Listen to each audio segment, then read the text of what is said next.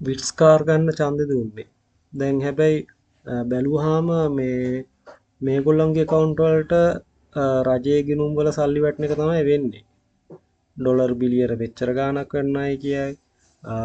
තැපැල් දෙපාර්තමේන්තුවේ සල්ලි වැටෙනයි කියයි. එතකොට රජයේ තියෙන ගිණුම් වල සල්ලි මේගොල්ලන්ගේ ගිණුම් වලට වැටෙන එක තමයි දැන් මේකේ වෙලා තියෙන්නේ. දැන් මේවා සම්බන්ධ හෙළිදරව් වෙනකොට ඒට අදාළ රාජ්‍ය නිලධාරීන් වැඩ තහනම් වලට ලක් වෙනවා. අන්තිමට මේ මිනිස්සු සියදිවි නසාගත්තයි කියලා ප්‍රවෘත්ති යනවා. ඒවා ඊට පස්සේ ඒවට සාක්ෂි වෙලා මේ මිනිස්සු සියදිවි නසාගෙන මේ මිනිස්සු ගේ හිත් හයිය නෑ මේ මිනිස්සු හරි දුර්වල මිනිස්සු කියලා සමාජයේ හංවඩු ගහලා මේ සාධාරණව රාජ්‍ය සේවයේ ජොබ් එකක් කරන් ඉන්න මිනිස්සුන්ව කිසිම තැකීමක් නැතුව අභූත චෝදනා යටතේ මේ විදියට විනාශ වීම ඉතින් අනුමත කරන්න පුළුවන්ද? එතකොට මේ සල්ලි මේ මෙච්චර කාලයකට මෙහෙම වෙලා නැහැ. අපි දන්න මෑත කාලීන දේශපාලනය. ඇත්තටම දැන් මහින්ද රාජපක්ෂලා රනිල් වික්‍රමසිංහ ඒගොල්ලෝ හොරකම් කරයි කියලා මිනිස්සු දන්න. නමුත් මේ වගේ රජයේ ගිණුම් මේ විදිහට භාවිතා කරලා ඒගොල්ලෝ සල්ලි ලබා ගත්තයි කියනනම් ඇත්තටම අපි දන්නේ නැහැ. ඉතින් මේක නම් ඉතින් එලිපිටම මේ රජය මේ හොරවල්ලන්නාව රජය. නමුත් දැන් කරන්නේ ඒගොල්ලෝ රජයේ තියෙන සල්ලි හොරකම් කරනවා වගේ දෙයක් තමයි වෙන්නේ. දැන් මේවා ගැන කතා කරන්න බෑ. ඉතින් මාධ්‍ය නිදහසක් නෑ මේ රටේ. දැන් සමාජ මාධ්‍ය ඒවත් මේ හරියට මේ ගැන කතා කරන්න බෑ. දැන් මේ කුලියට ගත්ත Facebook page කාරයෝ ටිකයි කුලියට කහින උන් ටිකකුයි Facebook වැඩකාරයෝ ටිකකුයි එකතු වෙලා මේක තනිකර Facebook එකෙත් මේ වැරද්ද අනිත් පැත්තට හරවන එක තමයි කරන්නේ. එතකොට අපි ගත්තොත් එහෙනම් මේගොල්ලෝ ආවේ බඩු මිල අඩු කරනවා නේද? තෙල් මිල අඩු කරනවා කියලා. නමුත් දැන් තෙල් මිල දවසින් දවස වැඩි වෙනවා.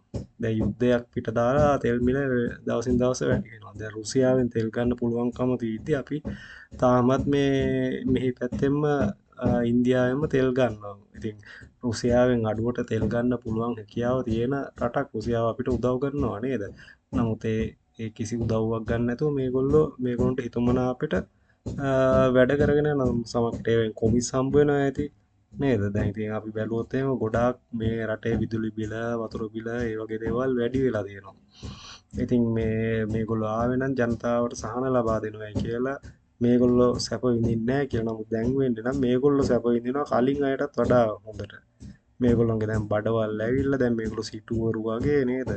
ඉස්සර තිබ්බේ නැති විදිහට දැන් ගෙවල් හදාගෙන පරම්පරාවෙන් මෙච්චර සල්ලි තිබ්බා අපි කියන දුප්පත් මිනිස්සු නෙමෙයි දේශපාලනය කරන්න කියලා දැන් ඒගොල්ලෝ කියනවා. ඉස්සර පාරේ ඉඳගෙන මේ සහෝදරයොත් එක්ක බත් මුල් කාපු අය දැන් යන්නේ හෙලිකොප්ටර් වල තමයි හැම ගමනම යන්නේ. ඉතින් ඒවා වැරදි නෑ මං කියන්නේ ඒවා ජනතාවගේ සල්ලි මේගොල්ලෝ කිව්වේ හරියට මේ පාර්ලිමේන්තුවට මේ පොදු ප්‍රවාහනය යනවා වගේ කතාවක් නෙමෙව්වේ මිනිස්සුන්ට. ඒ නේද? ඊට පස්සේ හරියට මේ ලක්ෂරි වාහන නෙමෙයි මේගොල්ලෝ පාවිච්චි කරන්නේ හරි පොඩි වාහන පාවිච්චි කරන මට්ටමක් තමයි පේන්නේ. නමුත් ඇත්තටම වෙලා තියෙන්නේ දැන් අර කලින් මිනිස්සු වියදම් කරාටත් වඩා විශාල මුදලක් මේගොල්ලෝ වියදම් කරන බව තමයි පේන්නේ. හැබැයි අන්තිමට දැන් මේ අවුරුදු කාලේ ඉවර වෙනකොට මේගොල්ලන්ගේ පාර්ලිමේන්තු කාලේ ඉවරනකොට 160ම මේ සල්ලිකාර වෙලා තමයි නවතින්නේ. මිනිස්සු නම් දුප්පත් ඒ 160ම සල්ලිකාර වෙලා තමයි නවතින්නේ. ඒතර මේගොල්ලොන්ට අවශ්‍ය විදියට රටේ නීති ඒ දේවල් ආයතන පාවිච්චි කරනවා. එතකොට ඉතින් මේවත් එක්ක රටේ අර අපි බලාපොරොත්තු වෙන හොඳ පාලනයක් නම් ඇති වෙයි කියලා හිතන්න අමාරුයි. ඉතින් මේ ගැන ඕගොල්ලොන්ගෙත් අදහස් දක්වන්න.